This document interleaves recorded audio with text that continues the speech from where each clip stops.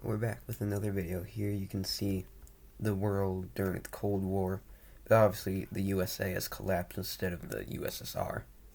So the red countries are the Warsaw Pact, the blue is NATO, the dark blue is NATO allies, and the dark red is Warsaw Pact allies.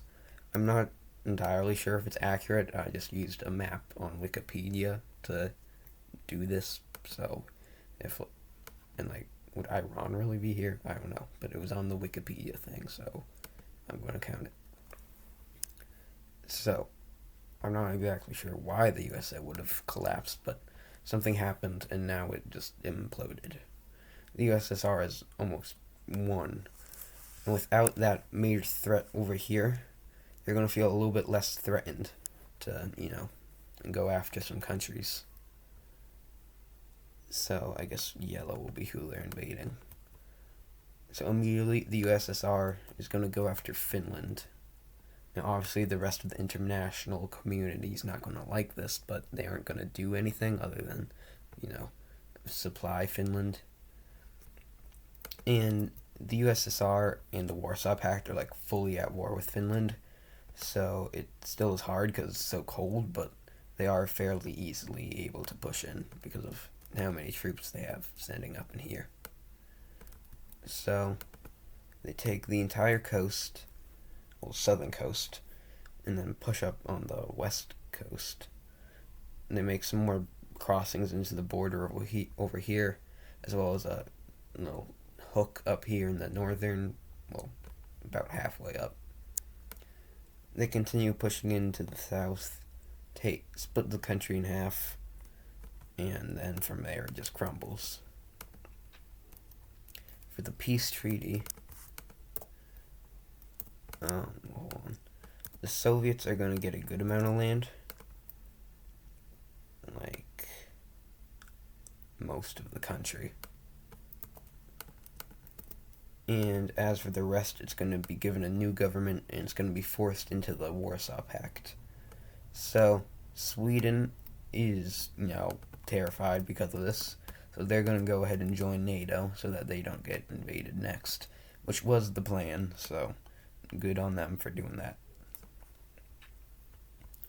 Anyway, I don't know who owns these islands, but I'll do it like this. Over here in the U.S., though, obviously I guess they are countries now. So some of the formerly states, now countries, are going to go ahead and want to join the NATO. So we see Virginia, North Carolina, Delaware, Maryland, Massachusetts, and all of New England, New York, Philadelphia, Pennsylvania. I forgot what that was called. And that's actually it for now. Because remember, the only states that could join would be Texas, Louisiana, or really just, I think, I'm not exactly how it would work because it's the North Atlantic Treaty Organization. So, but obviously, landlocked countries are allowed, like Luxembourg. So I don't know who would be considered North Atlantic here. But we'll say, here's the line of who could join. But some of the countries don't even want to join, because the first thing we see in this, area, Texas wants their old land back. So they're going to go after New Mexico. They push in, and they're a lot stronger, so New Mexico doesn't really stand a chance. But Mexico now kind of feels like this could be an opportunity, so they are going to go ahead and join in on this war as their own side. They start pushing up into the south of Texas, on both these little areas, meeting up, and then into New Mexico as well. Now, Texas was not expecting this, so they do launch a counteroffensive, which goes decently well. But Mexico continues to push up. They take this entire, panhandle. They then kick Texas out of New Mexico, but I mean, New Mexico is then just going to get folded again. Texas does make another little sweep into New Mexico, taking over this western part, but eventually the entire country, I keep trying to call it state, but it is a country now. The entire thing falls. From here, it's just Texas and Mexico. They continue fighting, but only for a little bit. Texas makes actually some more gains out here in New Mexico, but Mexico continues to, eat up this southern border. And eventually, right about here, they're going to agree to peace. So, for that peace treaty, New Mexico is going to be killed. But as for Mexico, they are still going to get a good amount of land out of both. They're pushing the border back all the way up to here. Now, making this weird Texas, it's very long. It's very oddly shaped, but that's fine. Especially because Mexico now sees another country they could go after, which is Arizona. So they declare war on Arizona now. Now, they were Western aligned, obviously, as you can see here. So a lot of the other Western aligned countries are going to kind of see this as, betraying them.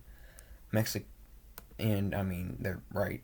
So Mexico is kicked out of the Western allies. They're officially, I don't think it's an official organization or anything, but Mexico is no longer a Western ally because, they just started weakening and going after what was once the U.S., so, why would you do that? They just wanted land. But anyway, Mexico is going to go after Arizona here. They push into this desert area and then start making a little spearhead here for Phoenix. But California, as well as some other states, kind of feel threatened by this because they feel like Mexico is going to be able to, get all of them. Because the Mexican Empire, I believe, was up to here. So, they're all under threat. So some more countries are going to come to Arizona's aid, being California, Nevada, and Utah. We also see some New Mexican rebels in this area pop up. California begins to push down Baja California, cutting it off. Meanwhile, Nevada and Utah send down their troops here to kick back these little panhandle spearhead things. Mexico gets pushed out of Arizona. The New Mexican rebels unite and become a lot stronger, getting supplies from, the actual countries. Rebels in the land they literally just claimed in Texas are going to also rise up, wanting to reunite with Texas. So they start pushing down. The New Mexicans, who are being funded by these four countries, they are able to reclaim all of New Mexico, almost. Colorado joins in too.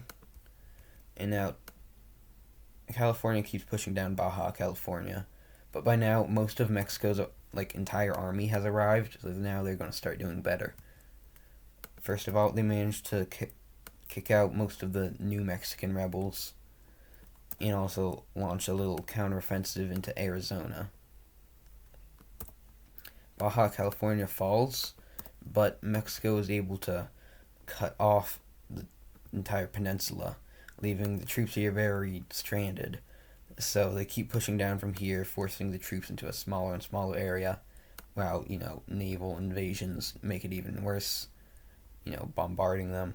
And then eventually all of the Baja California, which had a lot of troops and supplies, falls back over to Mexico, which is a pretty big loss for these countries. California does still manage to take a decent amount of land here, as well as Arizona, but the New Mexicans are completely gone. Texas does make kind of a bigger front line here, but Mexico pushes them back out over here. Keep in mind that this isn't actual Texas. These are just rebels who want to rejoin with Texas. Mexico makes a little bit more of a push here, and they start pushing into Arizona. And now these whole 5 countries, they're very anti-war, and they just want to sign for peace. And Mexico is pretty exhausted from this war, agrees. Who doesn't agree, though, is the Texan rebels. They keep fighting, but it doesn't really end up well for them because Mexico just ends up making more land and ends up taking back more land. And now they agree to peace because they realize that that was stupid. So, in the peace treaty, if we could get this to work, Mexico is going to keep all of New Mexico, as well as get a pretty good chunk out of Arizona. But California and Arizona are both going to get a decent amount of land out of Mexico, though. So the border just gets like completely redrawn. So we have this and this.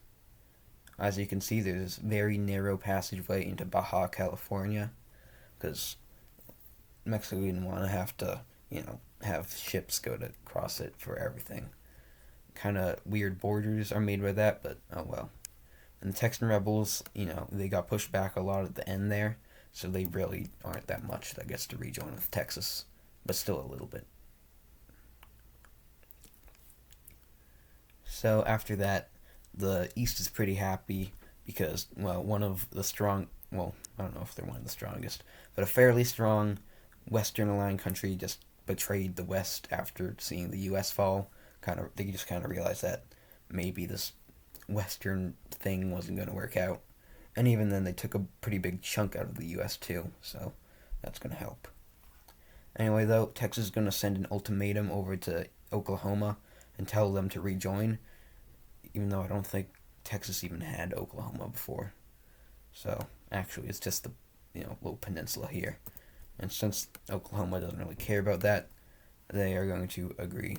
And they hand the peninsula, or panhandle, over to Texas. Just makes it straight. Well, I'm very bad at making straight lines. There. So now Oklahoma is just a square, and Texas looks a little bit taller, I guess. I don't know what you call that. Now this is what the U.S. is looking like. Very interesting. But first of all, before we head back, we are going to see some unions take place. Now, we see Cascadia form together. Some of these southern states, they are very weak without the central government's help, so they decide to unite into the CSA just to, help them not die. Now, obviously, if the U.S. just magically turned into 50 states, they all probably would just reunite. But, thing is, the U.S. collapsed. So, for whatever reason that happened, the states now don't like each other because something happened to make the U.S. collapse. But anyway, you're going to see Russia go back after some of their old land, now sending an invasion over into Alaska, which was, formerly a U.S. state. So, what color? Yellow. The USSR declares war on Alaska, too. And, this is going to go pretty easily for them. They just make landings along here. They take all of the southern coast, and, that's, like, all of Alaska, pretty much. This is just wasteland, tundra.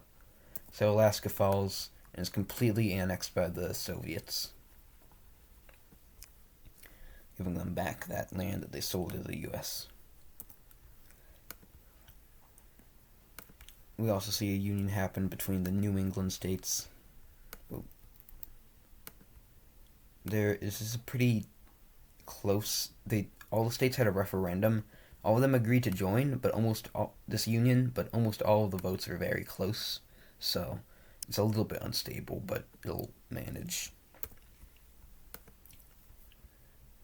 Anyway, over here, the push for, non-neutrality is going to get pretty big.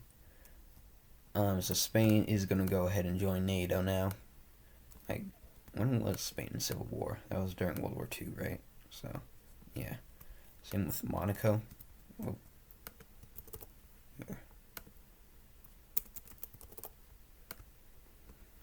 So they join.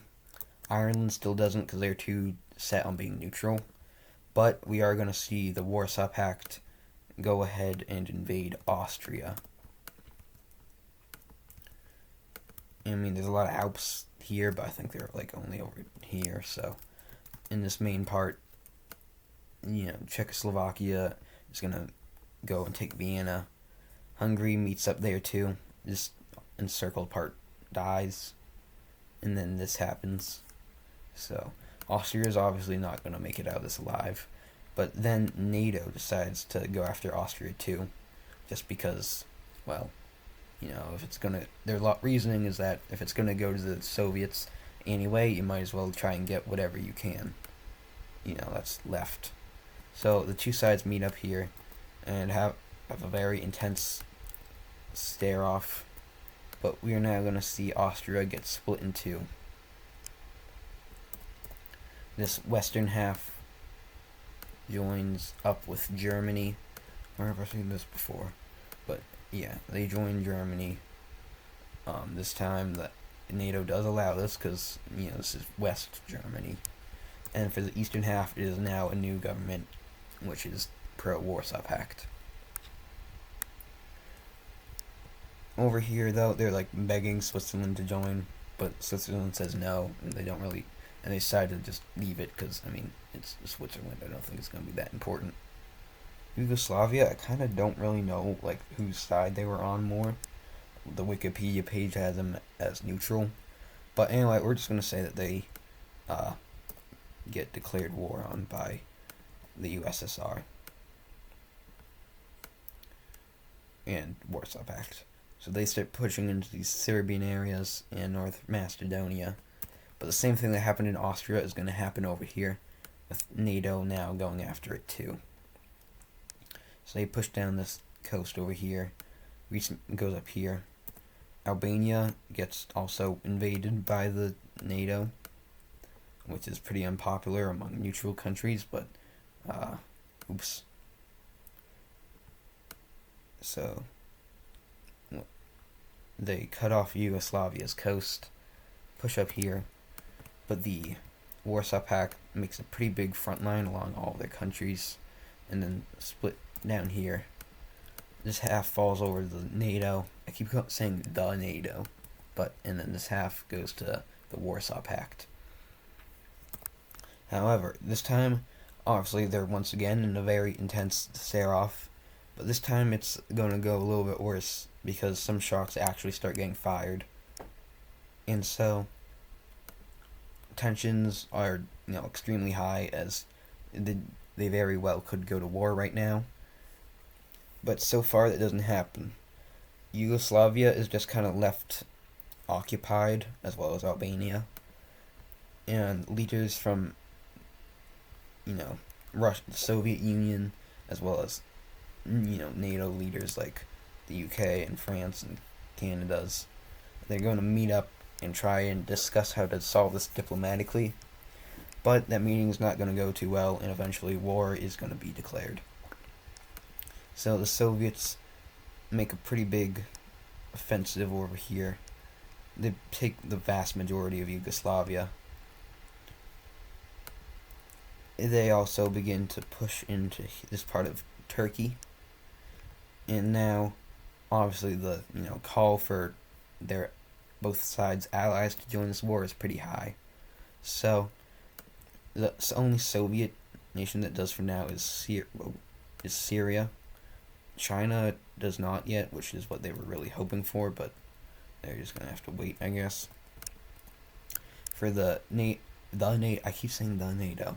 It's gonna go a little bit better with Iran joining, which is pretty strong, as well as Japan and South Korea. With South Korea in on this war, though, Now North Korea is going to join. They wouldn't have before, but now they see the opportunity to get South Korea. So the USSR continues pushing into this Yugoslavia area, as well as Albania, and I mean, yeah, it falls pretty quickly. The what do they call it? Like NATO, they start making a big offensive into East Germany. Their invasion here is probably goes smoother because a lot of people here don't want to be in the Warsaw Pact, so they aren't met with as much resistance. They're able to kind of easily just sweep through this part of Central Europe. Over here in what was once Finland, some landings are going to be made over here, taking a lot of this Finnish state. But Russia is going to push directly into Sweden from Finland, which goes pretty well for them. They also take this uninhabited land. I mean, I'm sure it's not uninhabited, but I doubt there's that many people living there. So then, Iran is also... Why is that there? Iran is going to start pushing into the Soviets. They take a lot of this land. Same thing goes with, East or Central Europe. But over here, it's not going that well for NATO. Greece is getting pushed down. If it wasn't as mountainous, they would be gone by now. Istanbul is almost captured.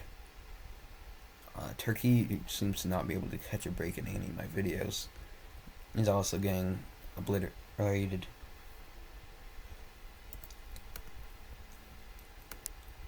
Iran continues their push up. They take a lot of land though, so that goes pretty well. Over here in German area, they continue to push along this coast, even making an offensive into the USSR. They take Latvian area and now start trying to unite these two fronts together. They eventually make their way over here.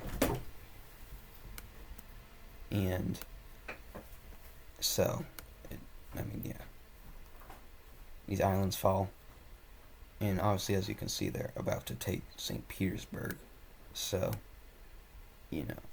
Soviets have to redirect a lot of their troops here.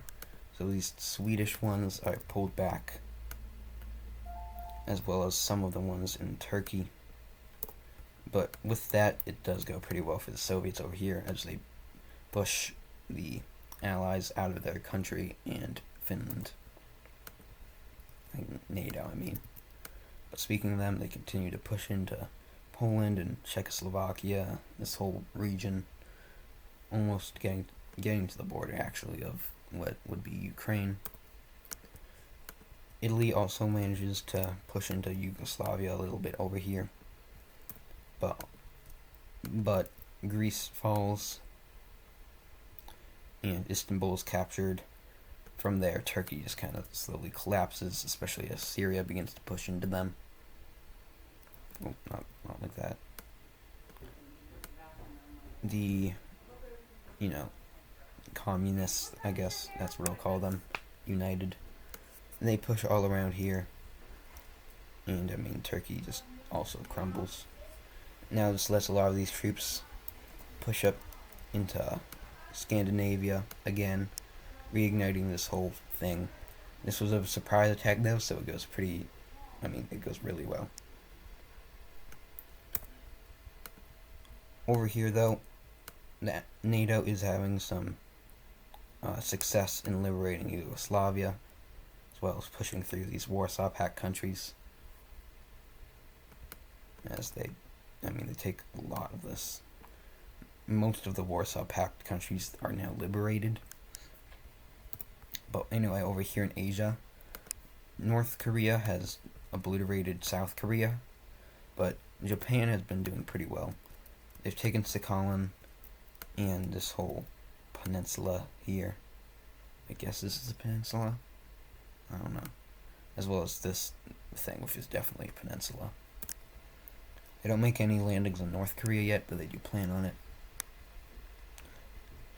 China begins supplying the Soviets, which is a pretty major loss, because even if they aren't in the war, they're obviously very strong. and the Soviets from Alaska begin to invade up through here. Some of these states get very scared, so we see the Dakotas unite as well as with Minnesota just for more protection in case the Soviets decide to go after them.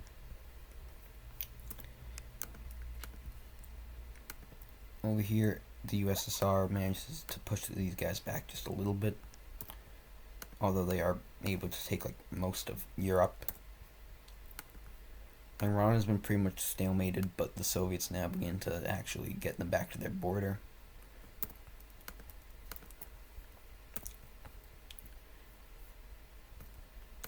We see New Jersey, West Virginia, Kentucky, Tennessee, South Carolina, and Florida all join in on this alliance.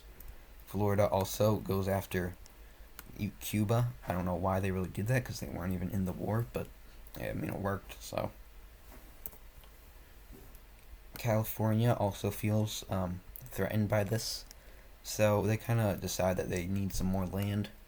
So they're going to go ahead and invade some of their former allies in Nevada, Arizona, and Utah.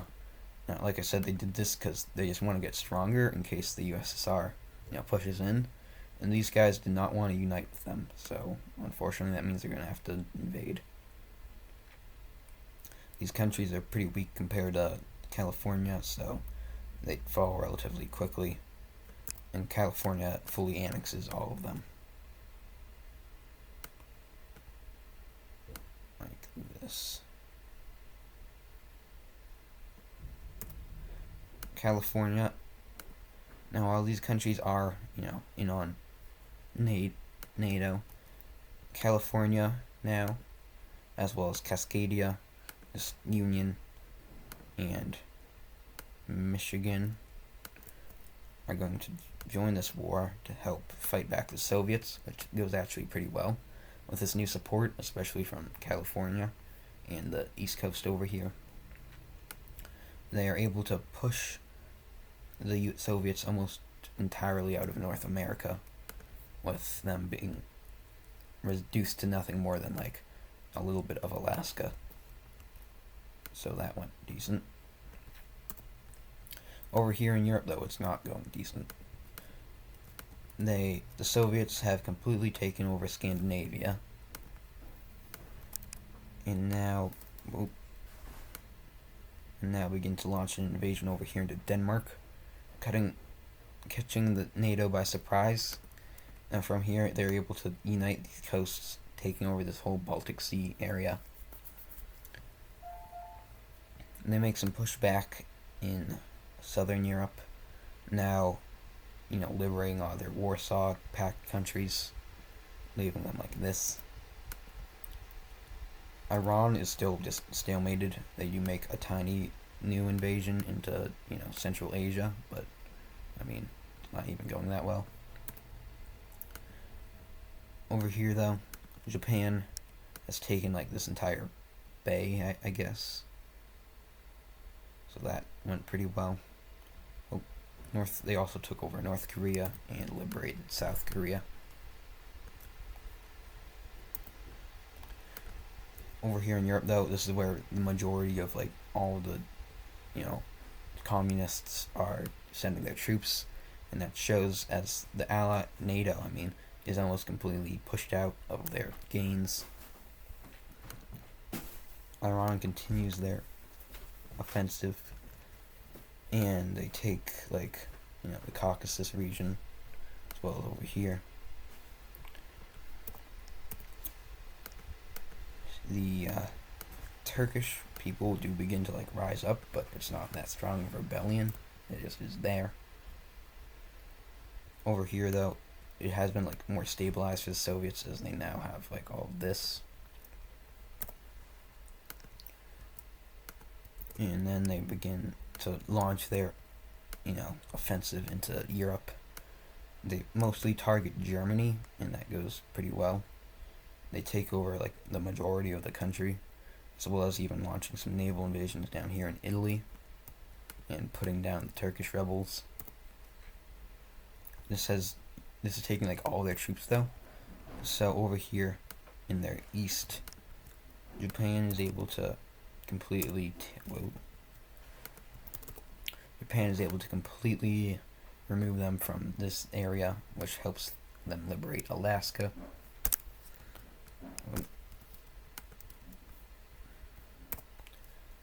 But still, in Europe, it's just not going great. The Soviets have pushed in and taken all of Germany, as well as the Netherlands and most of Italy. Now begin their offensive into France, cutting through Switzerland and Liechtenstein. Poor them. Iran has swept through a lot of Central Asia, liberating all the people here who want to be independent. But Japan continues to push in from the west here, trying to meet up with Iran, but obviously that's a pretty big distance, so it doesn't happen right away. And over here in Europe, Belgium falls, and then they begin taking over this northern coast of France, taking Paris, moving down here, taking off Italy and these islands, to take Catalonia. France completely falls, and leaving Europe almost completely under Soviet control. Japan and Iran finally managed to meet up, but by now both of their troops are exhausted, especially Japan's, after having to go from Japan to Central Asia. So their invasion has slowed down with their low morale, especially as they meet more resistance in these areas who are more pro-Soviet. This also has what's left of American troops pushing in, so it goes. That's why it's going decently, like this. Over here, though, they finally finish off mainland Europe. They don't really even bother with the UK. Instead, they just send their troops over here to Iran, retake the Caucasus regions, push them back over here, and liberate the Caspian. They then launch a counteroffensive over here, separating the Japanese from the Iran people. Iranians? I don't know. They call it that. And, well, now it's not looking very good for the Allies. I keep calling them the Allies. It's NATO. The UK managed to make a counteroffensive over here and take some of France and Benelux back, as the Soviets are distracted in liberating their country. But that goes pretty well, as Iran alone is not that much of a threat to them. So they are able to take this Caspian area, as well as Tehran, push down the coast here. Iran begins to crumble. Japan over here, it's going pretty slowly, as it's probably winter. But it still, they are still getting pushed back. After the winter, though, France has been liberated, surprisingly, as well as some of its surrounding lands. But Iran completely falls over, and the Soviets now begin sending out a lot of their troops back over to Europe, completely crushing this, and finally landing on the UK, taking over London, and from there it all just kind of falls. They now divert all of their troops over here. They push out the Japanese from their country, their mainland country, as well as pushing back into Alaska, cutting off the Americans from going over. Then take Sakhalin, liberate North Korea, and it's a pretty tough war. Probably takes a couple of months, but they do manage to knock out Japan. They launch an invasion into Iceland for some reason. But from there, they just kind of get pushed back by the Americans over here in Alaska. They're doing it like this. And from here, the countries are like an inch away from throwing nukes at each other and destroying everything. So they're going to just finally agree to peace. But as you can see, this is very Soviet leaning. So, yeah. If we can take a look at this peace treaty. So we have the Soviets here. We're going to be seeing a lot of new Warsaw Pact countries. This includes North Korea and Syria being officially part of this. Iran is giving a new government too. still feel kind of weird about them being on the side of NATO, because I feel like that was probably a mistake, but that's just what I thought on Wikipedia. So, yeah. Anyway, Russia takes this chunk of Turkey. The rest of Turkey is given their new government. Same thing happens with, like, all of this part of Europe. Well, Cyprus wasn't in this war. Well, Cyprus probably gets invaded, and I mean, what is Cyprus going to do? So now they look like this. Germany gets split again. So now there's also southern Germany. But all three of these nations are put in automatically. Same thing goes with Denmark and Sweden. Could just do that. They also take up like all of Norway's tail, I guess. So the border there, as well as some lands that surround Norway. Norway's main part, I should say. So now the borders are going to look like this.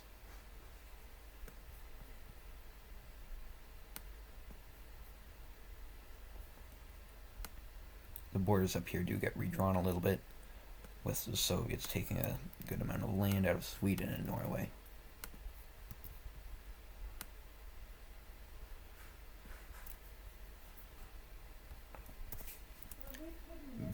What's it called? Vichy France, I think. Well, that's going to be brought back. And this northern part is, their own thing. The Benelux countries are going to be united into one, which is going to be part of the Warsaw Pact. As well as Switzerland, who also was given Liechtenstein.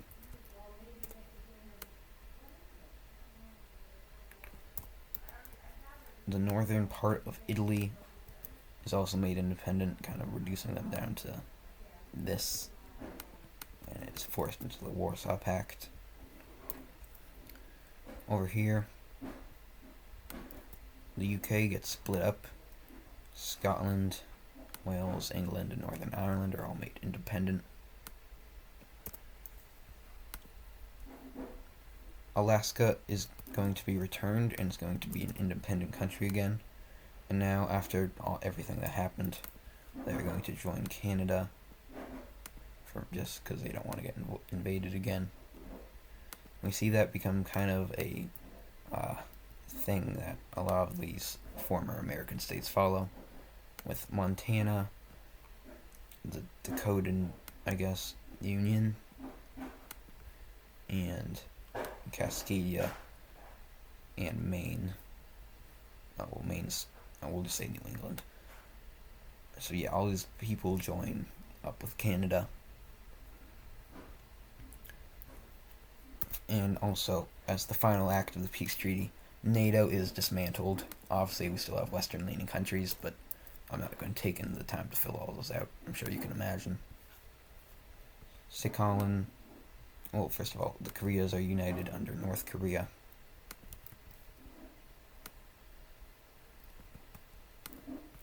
Sakhalin and Hokkaido are now part of the Soviet Union, with the rest of Japan becoming a new Warsaw Pact member. So yeah, this went very well for the communists, not so much for the NATO people. And that's going to be the end of this video.